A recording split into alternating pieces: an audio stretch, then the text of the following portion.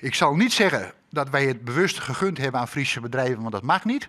Ja, dat was ook niet gebeurd, maar ik ben wel verrekte blij dat het Friese bedrijven zijn.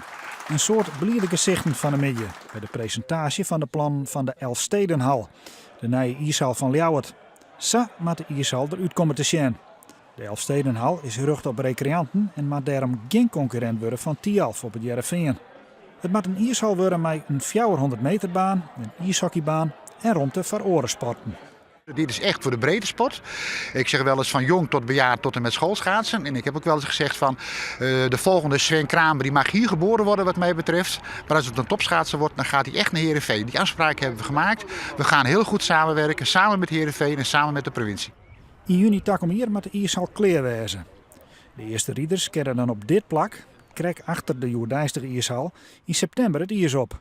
Belangrijk punt is vooral dat de ijshal energie-neutraal bouwd wordt. Zo gaan we met biogas dus dwarsemmers organiseren. Nou, en dat is wel een uniek concept. Dat maken we nog in de komende weekenden zal hier uitwerken gaan. Ik denk dat het meest duurzame ijshal wordt, in ieder geval van Nederland.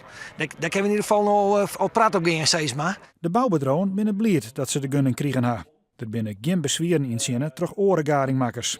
En het smiet een soort werk op van Dijkstra Draaisma en Jorritsma. In de piek zitten gemiddeld 150 man binnen Annex met dit project. Nou, dat is prachtig.